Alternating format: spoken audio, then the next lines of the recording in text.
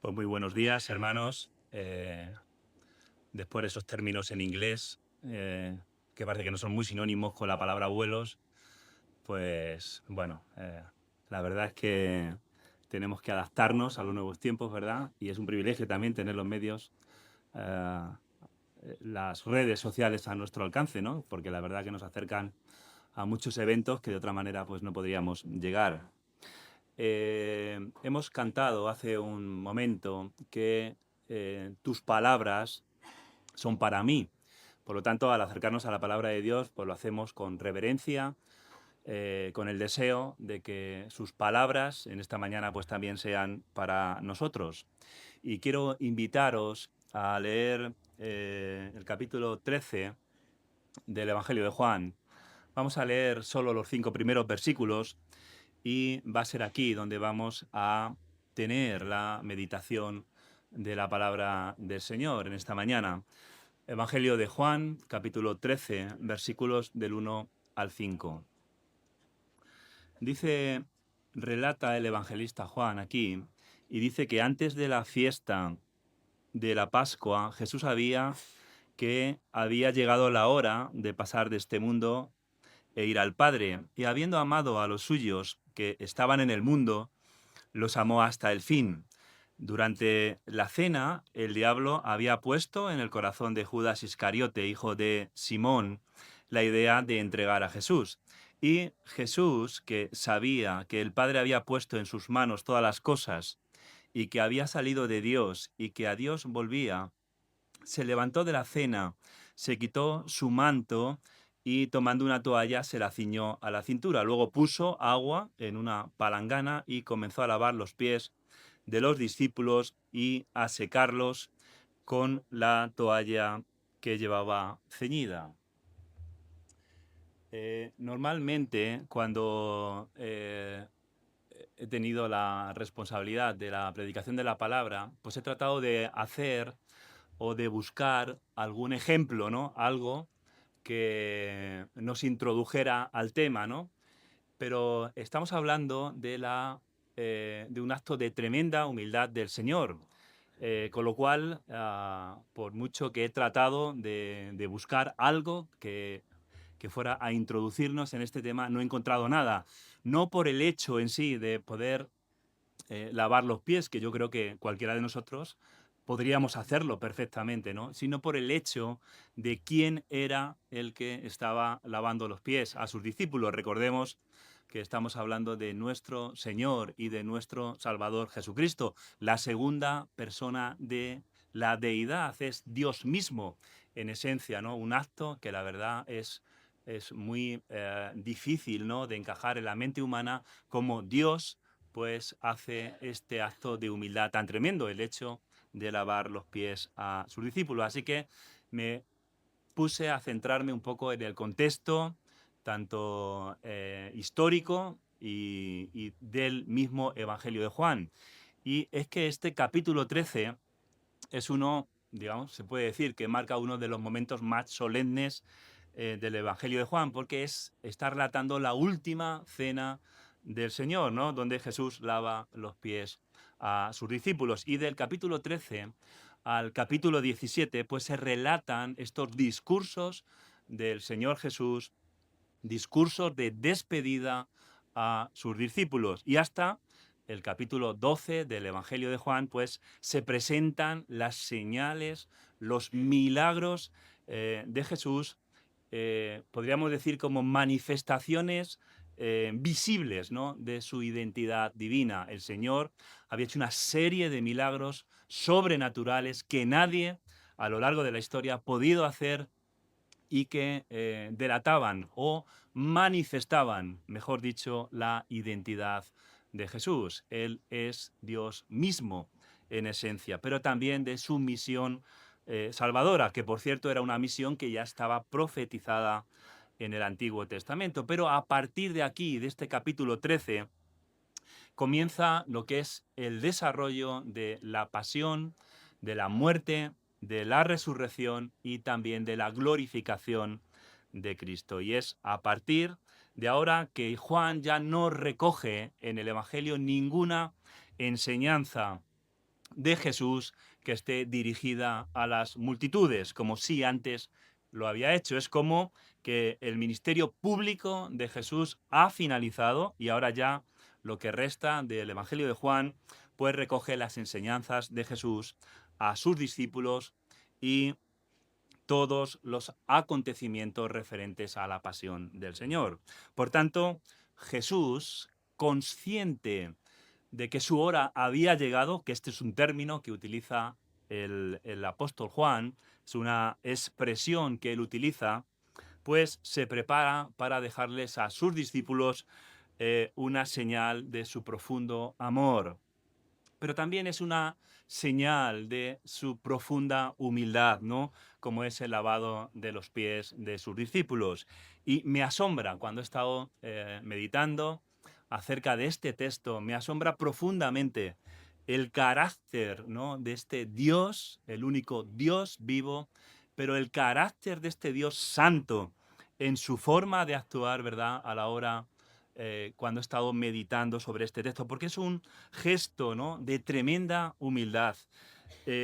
Como decía al principio, más que nada sabiendo de quién viene, ¿no? Y me he dado cuenta cómo se ha distorsionado lo que es el carácter de Dios en el ser humano por el pecado, ¿no? En la persona, podemos decir, no regenerada, el orgullo forma parte de su ser, ¿no?, de su ADN, aunque ya sabemos que originalmente no había sido así. Esto es por causa de la caída. Sin embargo, Jesús nos enseña que la verdadera grandeza no se mide, digamos, por el poder o por el reconocimiento o por el puesto de trabajo que ocupamos, sino que en el reino de Dios se mide por la capacidad de humildad y de servir a los demás. Y en el mundo ya se sabe que ser el primero pues significa tener más autoridad. Lo vemos, ¿verdad?, en los dirigentes de este mundo y a nivel y a cualquier nivel, tener más privilegios, pero dice la palabra de Dios que en el reino de Dios el orden se invierte. Entonces el más grande es el que sirve y el que pone a los demás por delante de sí mismo. Por eso el Señor en cierta ocasión les dijo a los discípulos que si alguno quiere ser el primero, dice que sea el último de todos, el servidor de todos, ¿no? Pero en nuestro texto, en esta mañana, vemos que en el contexto histórico, cuando Jesús relata estos hechos, pues esta escena tiene lugar en Jerusalén, en los días previos a la Pascua judía, antes de la crucifixión. Y la Pascua era, bueno, y es en el calendario hebreo una de las celebraciones más importantes. La Pascua judía celebra la liberación del pueblo de Israel de la esclavitud de Egipto. Desgraciadamente no celebran como los creyentes, aunque Jesús vino a los suyos, podrían celebrar la liberación que el Señor nos da a través de su sacrificio en la cruz del Calvario. Ahora, en tiempos de Jesús, podemos imaginar allí en Jerusalén que se llenaba de peregrinos de todo Judea, de Samaria, de la dispersión que había de la diáspora, que eran aquellos judíos que estaban en otras latitudes, pero que acudían a Jerusalén, al templo, ¿no?, a ofrecer sacrificios, este sacrificio, ¿no?, del Cordero. Y ya en este tiempo, el ambiente político como religioso era muy tenso. El Sanedrín, que como bien sabéis era el máximo órgano de gobierno del pueblo judío, ya había acordado en el capítulo 11 dar muerte a Jesús. Dice que desde aquel día acordaron matarle. Es decir, que a los suyos vino y, según dice el capítulo 1 de Juan, dice, pero que los suyos no le recibieron, sino que acordaron matar al Señor, nuestro Salvador. Iba a ser crucificado. Y en este capítulo 13 se reúne el Señor con sus discípulos en un lugar privado, en el aposento alto, según los sinópticos, para celebrar la última cena con ellos. Pero Juan en este evangelio, él omite, digamos, los detalles externos, ¿no?, de lo que luego vamos a celebrar, vamos a participar de la Cena del Señor. Él omite los detalles externos de la institución de la Cena del Señor, que sí aparecen en Mateo, en Lucas y en Juan. El hecho de que omita los detalles de la institución de la cena con sus discípulos en el aposento alto no está nada claro. Según uno de los comentaristas, de los eruditos que he utilizado para esta meditación esta mañana, Leon Morris, dice que lo más probable sea que a Juan le preocupa más el significado de la cena más que la propia ceremonia. Y por lo tanto, pues coloca en su lugar este gesto real, no simbólico, de lavamiento de los pies, que solo aparece en el Evangelio de Juan. Es como un adelanto, digamos, de su sacrificio como Cordero Pascual sin mancha, sin contaminación, sin pecado. Su sacrificio de muerte en la cruz del Calvario. Me gustaría que os quedarais con lo que es para mí la idea principal que se desprende de este texto y que es sin lugar a dudas que Jesús nos enseña que amar de verdad significa ayudar y servir a los demás. Esta es para mí la idea principal que se desprende de este texto.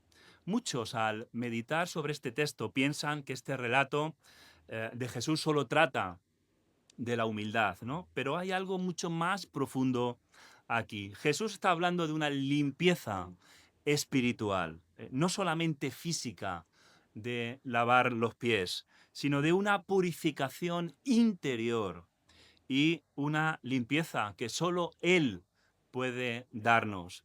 Y es por esta limpieza interior que Juan escribe en el capítulo 1 que a los que le recibieron, a los que creen en su nombre, a estos sí, les dio y nos da a nosotros potestad de ser llamados hijos de Dios.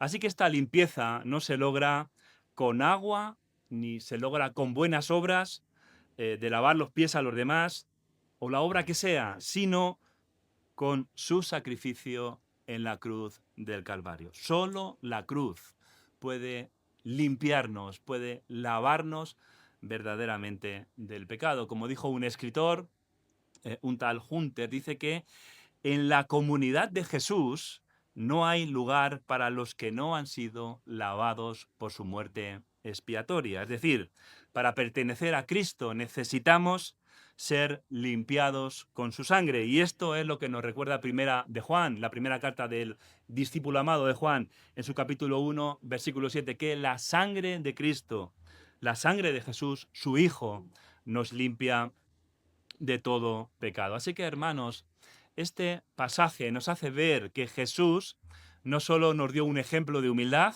sino que también nos ofrece limpieza, nos ofrece perdón y vida nueva a través de su sacrificio. Como veis, es algo mucho más profundo que el simple hecho externo, ¿no?, del lavamiento de los pies de los discípulos. Pero el relato de Juan empieza en el versículo 1, donde dice que antes de la fiesta de la Pascua, Jesús sabía que había llegado la hora de pasar de este mundo e ir al Padre. Y habiendo amado a los suyos que estaban en el mundo, dice que los amó hasta el final.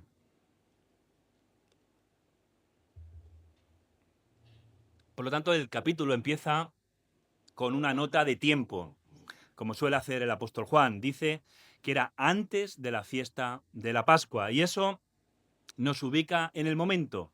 ¿Por qué? Porque Juan quiere que entendamos algo muy importante. Dice que Jesús sabía lo que le estaba pasando, es decir, que no le pilló de sorpresa. Este versículo, aunque es introductorio, ¿verdad? Lo es, pero tiene mucho poder y sobre todo tiene mucho consuelo espiritual. En primer lugar, dice, sabiendo Jesús que su hora había llegado. Es consciente, es decir, él sabía lo que le venía. El dolor, la traición, le venía la cruz, no le pasó lo que a Jonás, ¿no? Ahora que estamos meditando los jueves por la tarde cuando le toca a Benjamín, que el Señor le manda a Nínive, pero él se va a otro sitio, ¿verdad?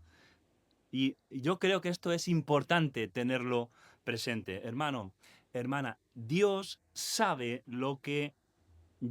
por lo que yo estoy pasando, y Dios sabe por lo que tú estás pasando. Dios lo sabe. No se ha olvidado, ¿no? Ya sea un problema familiar, ya sea una pérdida, sea una tentación que nos acecha, sea que haya en tu vida, Dios lo sabe. Él es omnisciente. Por lo tanto, yo te digo que si estás pasando por la experiencia de la tristeza en, en este momento en tu vida, o de la angustia o del sufrimiento, eso no es el final, es parte del propósito de Dios, como lo fue también la cruz. Puede que ahora no lo entiendas. Sí, puede ser difícil de entender por lo que estás pasando quizá en este momento, pero Dios no ha perdido el control. Lo dice su palabra, ¿no? Ni ha perdido el control de tu vida ni de tus circunstancias. Yo sé que hay situaciones muy difíciles de entender, lo sé. ¿Quién no ha pasado por situaciones difíciles o muy difíciles? Y yo tampoco hablo de oídas, yo también lo sé. Dios tiene el control. Jesús, al igual que sabía que su hora había llegado, Él sabe lo que nos pasa. Qué importante es saber que en medio de la prueba Jesús nos ama. Por eso el versículo continúa diciendo, como había amado a los suyos que estaban en el mundo, es decir, antes de pensar Jesús en todo lo que le venía, Jesús pensó en los suyos. ¿Qué ocurre con nosotros? Nosotros solo nos enfocamos en nosotros mismos cuando algo nos agobia, ¿verdad? Y todo gira, parece que gira, en torno a nosotros, a nuestra preocupación, a lo que nos pasa. Él estaba, Jesús, a punto de ser entregado, pero el amor de Cristo no cambia ni aún cuando vienen tiempos difíciles. Esa es la realidad.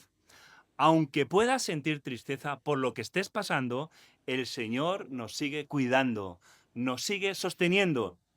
Él no nos suelta de su mano. Por eso dice que este versículo que los amó hasta el fin. Y esta es una de las frases más grandes, más poderosas de todo el Evangelio. Jesús amó a los suyos hasta el último suspiro, sin condiciones, sin retroceder. Es importante saber que Jesús no nos ama hasta que fallamos, nos ama hasta el fin.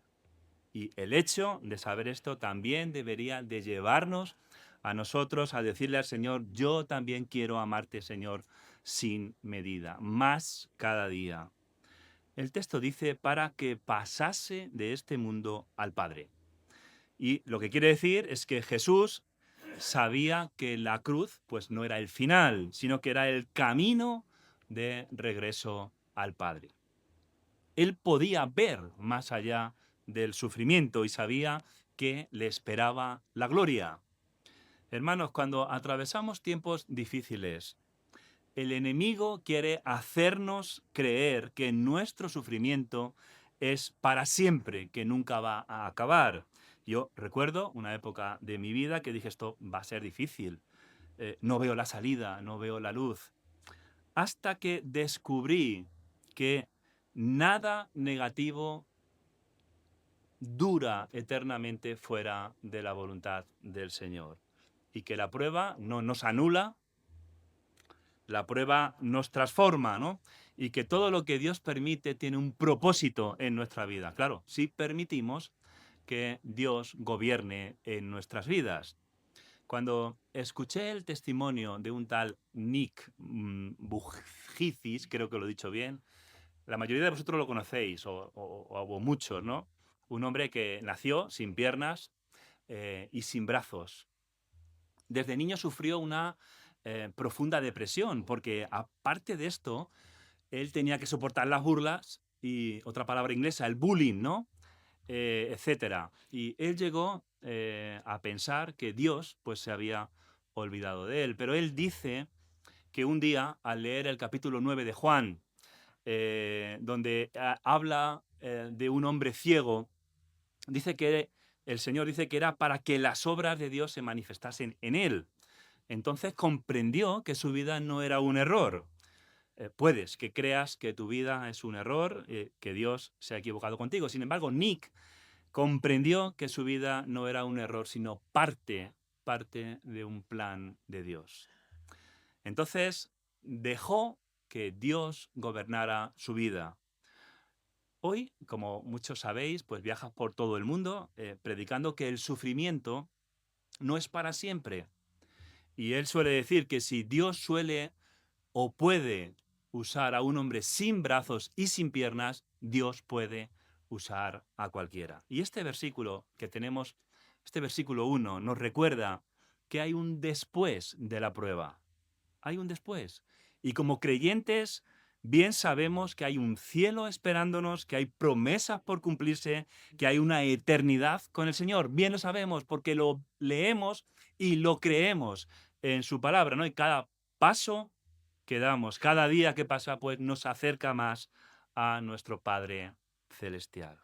Versículo 2 dice que durante la cena el diablo había puesto en el corazón de Judas Iscariote, hijo de Simón, la idea de entregar a Jesús. Según Leon Morris, el comentarista que os hablaba al principio, dice que no se puede afirmar que en este momento el diablo actuó de forma plena en Judas, porque esto sería contradecir al mismo versículo 27 que encontramos en el capítulo 13, donde dice que en el momento en el que Judas tomó el pan, Satanás entró. Jesús le dijo, lo que vas a hacer, hazlo pronto, no te demores, dice la versión 2020.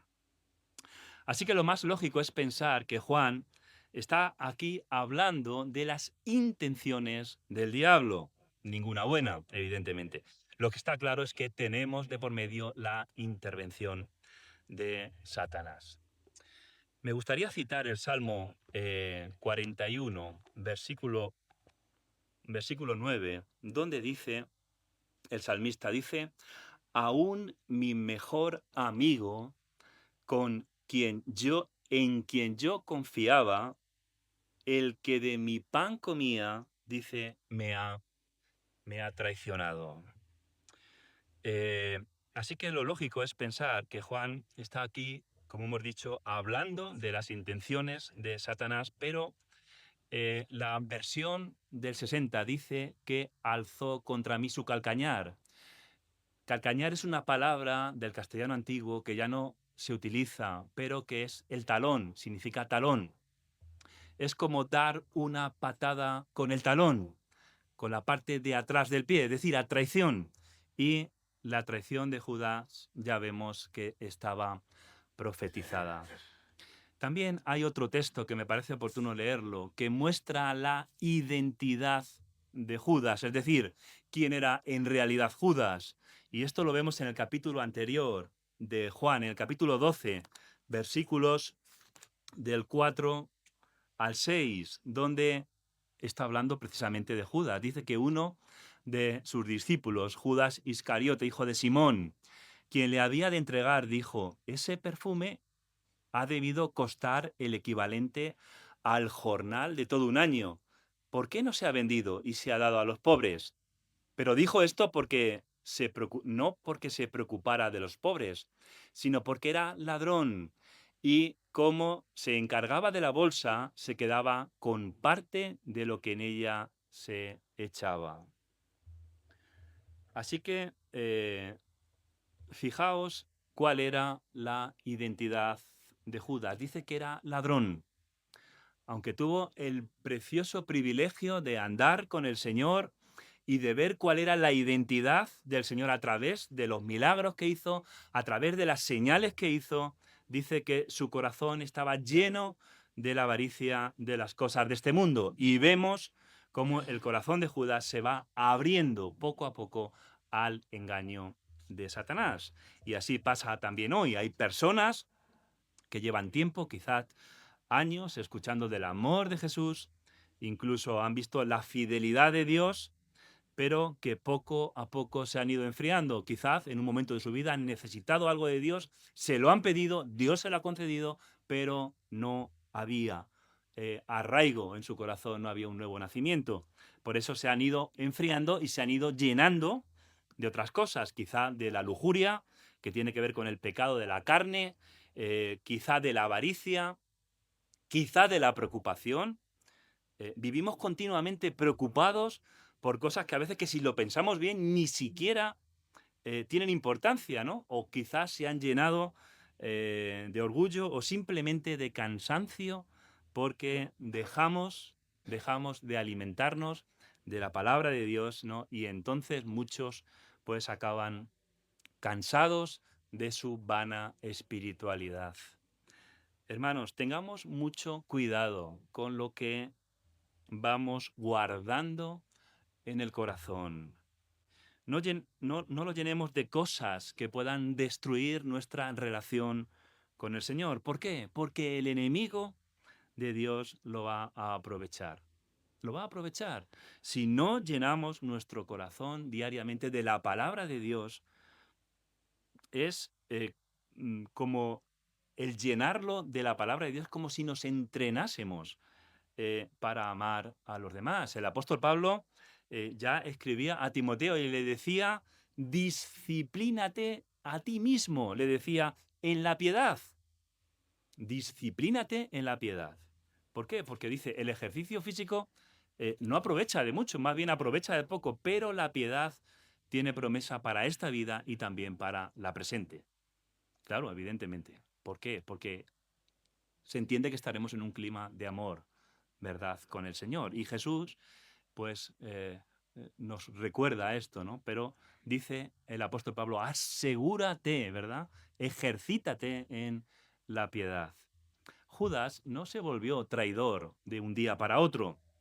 Fue guardando pequeñas cosas en el corazón que luego el diablo las fue utilizando. Primero fue el amor al dinero, luego, como hemos leído, la crítica a María por derramar un perfume muy caro sobre Jesús. Después fue el resentimiento contra Jesús por haberle corregido. Y finalmente la puerta quedó abierta para que el diablo entrara. Ya hemos visto cómo Satanás influye en Judas para que traicione a Jesús.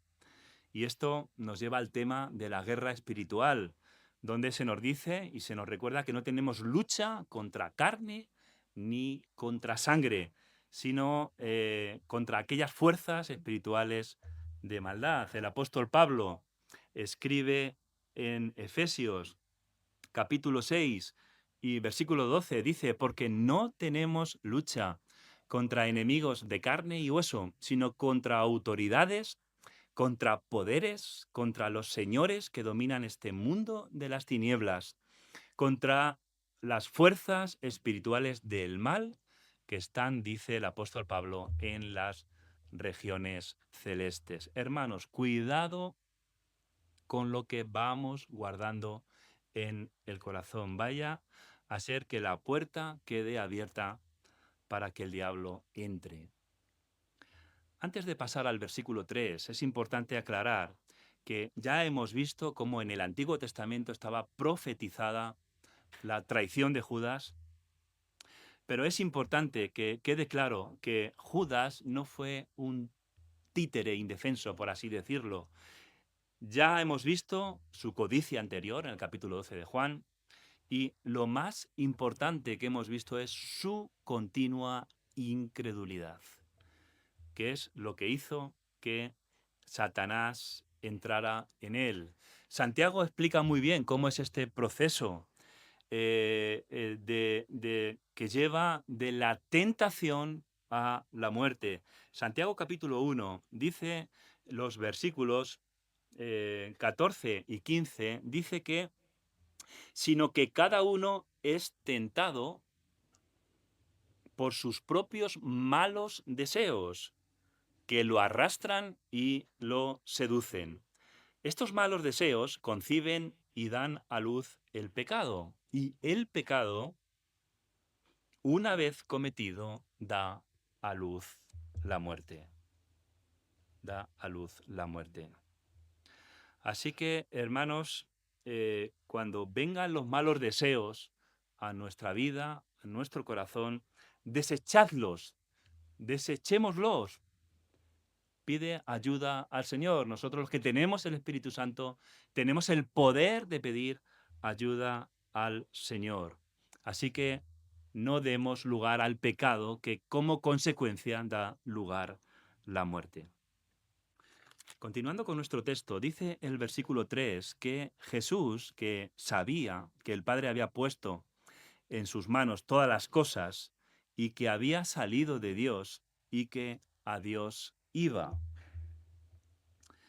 Aquí la referencia al Padre es muy importante, ¿no? Porque el Padre no es un mero espectador de la pasión, sino que actúa en ella para que se haga su voluntad. Además, Juan habla de lo que va a ocurrir cuando el que salió de Dios, pues vuelva a él, vuelva a su sitio.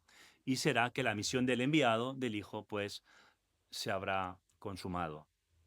Por eso habla de que había salido de Dios y a Dios iba. Y Juan está pues a punto de relatar un suceso, que es el de Jesús, en el cual iba a ser terriblemente humillado.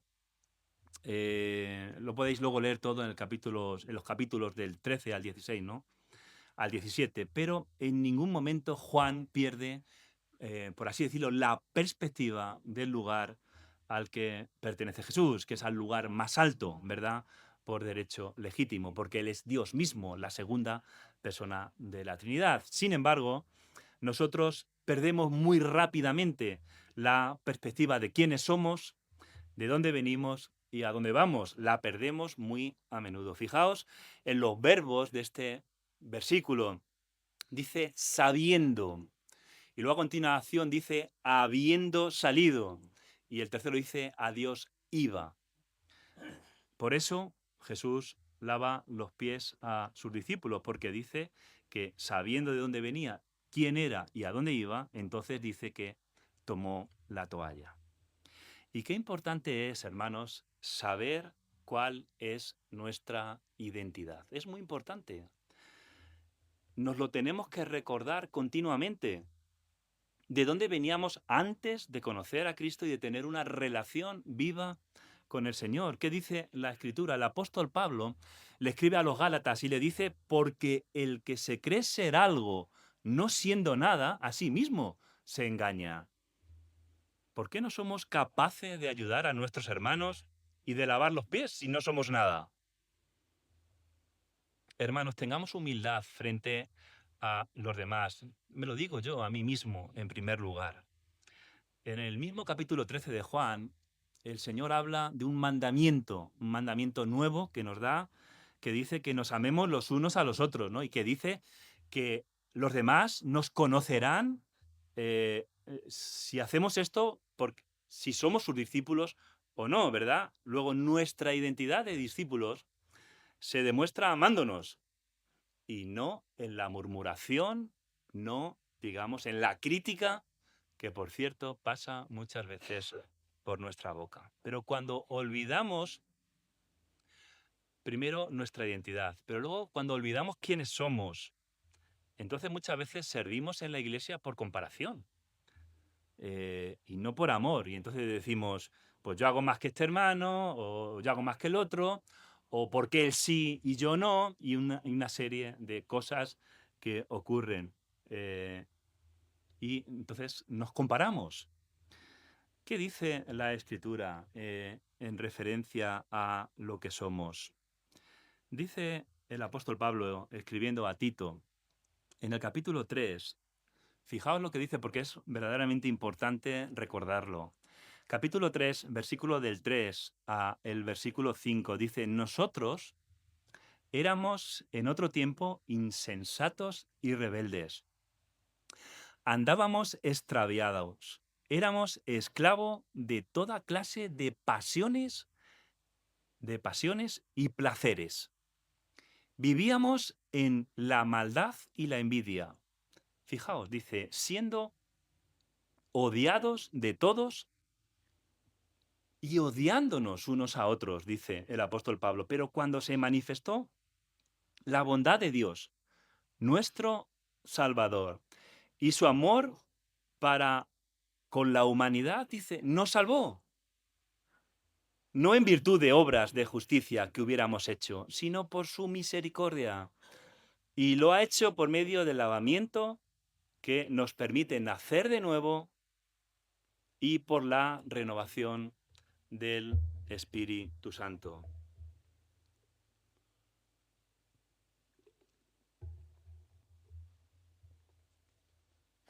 Por lo tanto, recordar quiénes éramos. Y el apóstol Pablo aquí lo relata puntualmente. Nos ayudará a tratar a los demás con misericordia. Hay otro texto también en Colosenses, en el capítulo 3 y en el versículo 12 y también el 13, que dice, por tanto, como escogidos de Dios, santos y amados, dice, vestíos de entrañable misericordia, de bondad, de humildad, de mansedumbre, de paciencia. Y aquí viene la exhortación, dice, soportaos unos a otros y perdonaos unos a otros. Si alguno tiene queja contra otro, del mismo modo, fíjate el listón que alto, que Cristo os perdonó, así también hacedlo vosotros. Así que creo que cuánto nos cuesta, ¿no? A veces perdonar y nos olvidamos de que nosotros fuimos perdonados primero. Ahora, somos hijos de Dios, y, pero venimos de nuestro pecado, ¿verdad? Así que recordamos que fue su gracia la que nos rescató a todos. Y también hay un tercer punto aquí, ¿no? Que es cuando olvidamos a dónde vamos. Aquí ya sí que perdemos, digamos, la perspectiva eterna. Y entonces ya surgen los conflictos, las diferencias, los roces, este no me cae bien, no me hablo, me enfado, me voy, una cantidad de etcétera, un largo etcétera. ¿Por qué? Porque no tenemos la perspectiva, ¿no? La perspectiva. Algunas veces lo he hablado con Encarni, no tenemos la perspectiva de hacia dónde vamos, la perdemos y la perdemos muy a menudo, ¿no? Y cuando olvidamos a dónde vamos, pues entonces ocurre todas estas cosas. Hermanos, vamos, según dice la palabra de Dios, vamos a la presencia de Dios juntos. Juntos. ¿Es mejor ir enfadados o en conflicto con mi hermano? ¿O es mejor ir en unidad? Yo creo que el apóstol Pablo dice que nuestra ciudadanía claramente está en los cielos, de donde también pues esperamos al Señor, al nuestro Salvador, el Señor Jesucristo. Por eso Pablo escribe a los Efesios y dice que os ruego, un ruego, que andéis como es digno de la vocación con que fuisteis llamados, con humildad, con mansedumbre, dice, soportándoos los unos a los otros, en amor, dice. Es decir, que si vamos todos al mismo lugar, andemos ya unidos y como se ha de vivir allí en el cielo. Sería lógico, ¿verdad? Seguid la paz con todos y la santidad, dice la palabra de Dios, sin la cual nadie verá al Señor. Y esa paz entre los hermanos es parte, digamos, del camino hacia su presencia. Qué tristeza para el Señor las discusiones entre hermanos. Es como si no hubiéramos entendido, la obra del Señor, ¿no? Y yo a veces tengo esa sensación, ¿no? Y lo justificamos todo cuando escucho que aquí se han dividido, que allí no sé qué, que estos no se hablan y tal. Y lo justificamos todo cuando nos enfadamos en decir, es que este es así, es que me ha dicho esto, el otro me ha dicho lo otro, tal, y un largo, etcétera. Pero olvidamos que somos hijos amados con amor infinito y no jueces, no jueces. No nos toca a nosotros juzgar a nadie, venimos de la gracia, no venimos del mérito, ninguna obra hemos hecho para poder ser hijos de Dios y vamos a la presencia de Dios todos juntos. Y esto es algo que tenemos que tener presentes. Dice el versículo 4, ya para finalizar, y el versículo 5, dice que se levantó de la cena, se quitó su manto y tomando una toalla se la ciñó a la cintura. Luego puso agua en una palangana y comenzó a lavar los pies de los discípulos y a secarlos con la toalla que llevaba ceñida. En,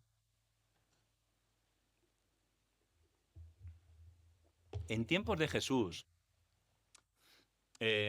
la ropa no solamente era para cubrirse, bueno, lo que se ponía, uno decía mucho de uno mismo y también pasa igual, ¿no? Cuando vemos a alguien bien vestido, vemos que tiene quizá una cierta categoría o un buen gusto para vestir, pero en aquella época mostraba si era alguien importante, su posición, su autoridad, etcétera, ¿no? Por eso cuando Jesús se quita el manto para lavar los pies de sus discípulos, no solo fue porque iba a lavar los pies de manera más cómoda.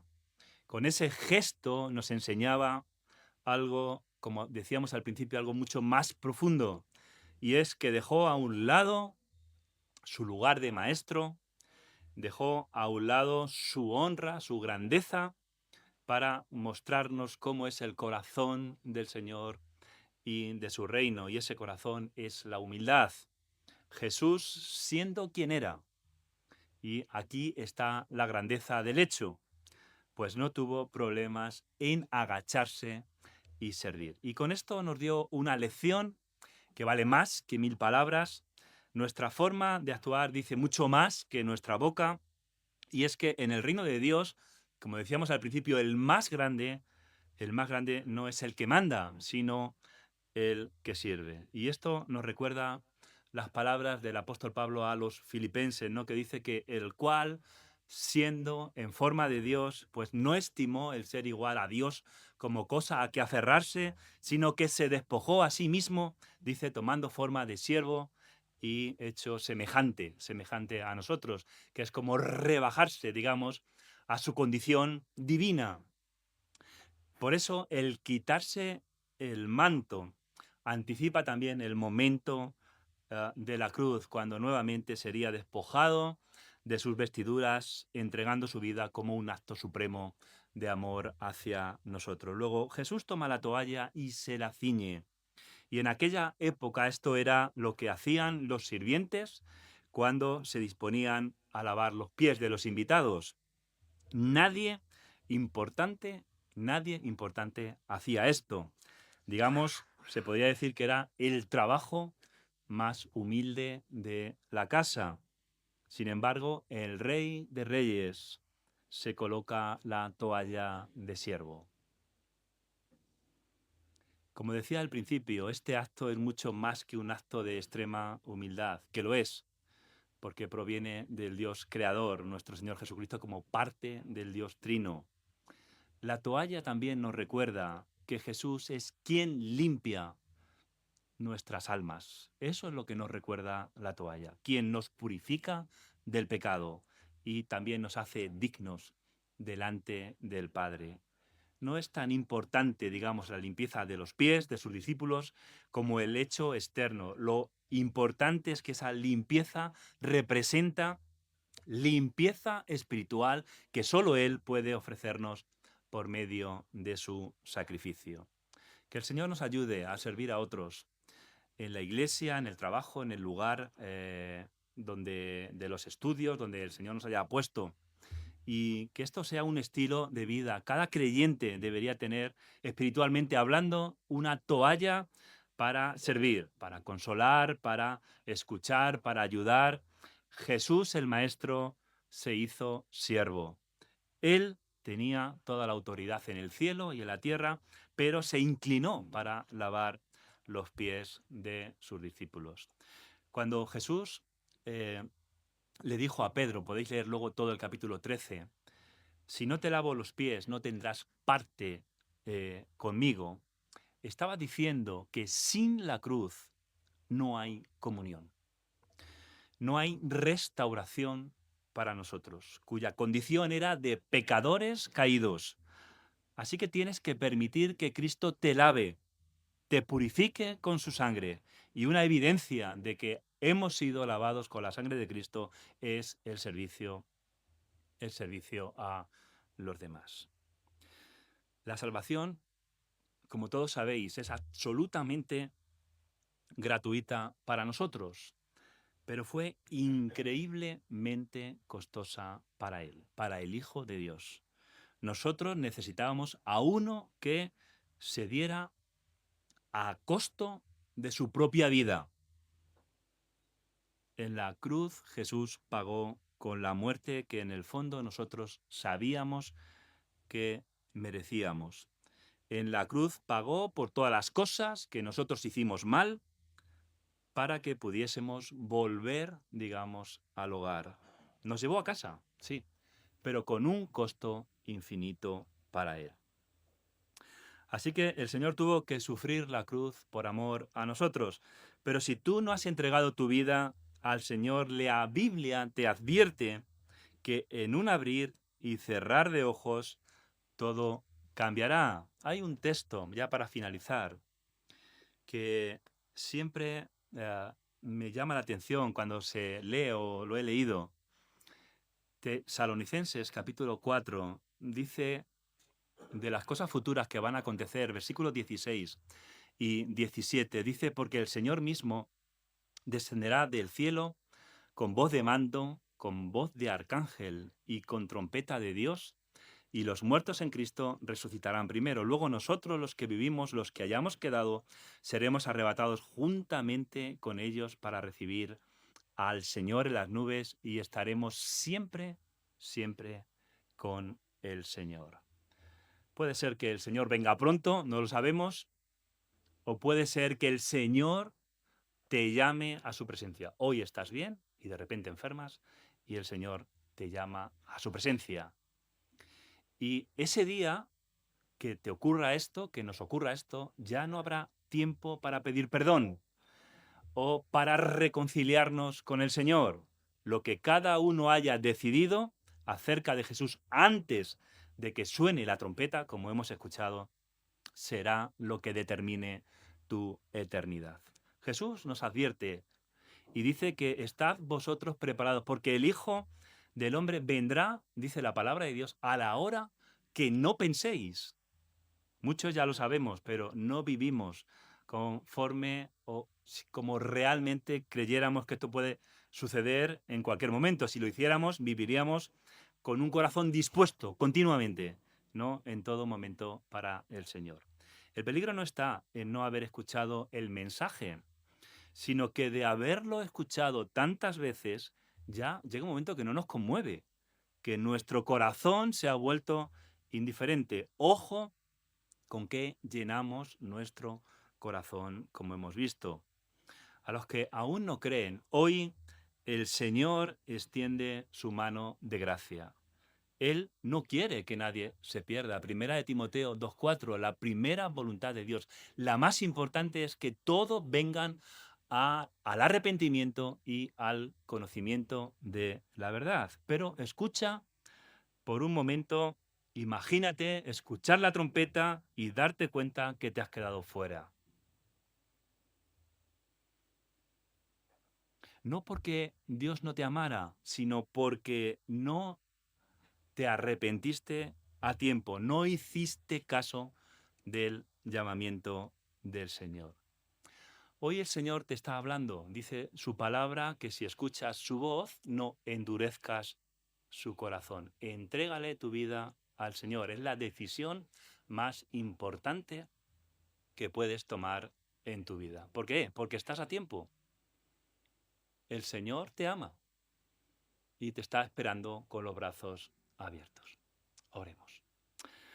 Señor, te damos las gracias por tu palabra y te damos las gracias por tu obra en la cruz del Calvario. Señor, que ahora vamos a recordar tomando este pan y este vino. Y te damos las gracias, Señor, porque tú eres un Dios tremendamente santo. Porque tú, Señor, has tenido misericordia de nosotros. Como hemos leído en tu palabra, tú nos salvaste. Señor, perdónanos cuando hay orgullo en nuestra vida, cuando hay pecado en nuestra vida, Señor. Ayúdanos a cuando venga la tentación, Señor, los malos deseos, a ponernos, Señor, en tus manos. Tenemos poder, no porque sea nuestro, sino porque tu Espíritu Santo vive en cada uno de nosotros. Ayúdanos a vivir, Señor, como si fueras a venir pronto, como si fueras a venir mañana. Señor, reconocemos que somos pecadores, que vivimos en un mundo que hay muchas cosas, Señor, que nos atraen, que nos seducen, pero como hemos leído, Señor, la seducción del pecado, una vez que ha sido concebido, da a luz la muerte. Pero, Señor, tú nos has dado a través de tu palabra el conocer, el saber hacia dónde vamos. Y vamos, Señor, hacia tu presencia. Y vamos juntos, Señor, como pueblo tuyo. No unos irán a un sitio y otros iremos a otro. Perdónanos, Señor, cuando nos enfadamos, Señor, con el hermano, cuando no tenemos en cuenta, cuando no somos capaces de consolar, Señor, de ayudar. Te pedimos, Señor, que tú sigas obrando santidad, Señor, en nuestras vidas. Queremos, bendito Jesús, adorarte en esta hora. Queremos bendecirte en esta hora. Y queremos, Señor, darte las gracias, Señor, por tu inmenso amor con que nos has amado. Te adoramos en el nombre precioso de Cristo Jesús. Amén.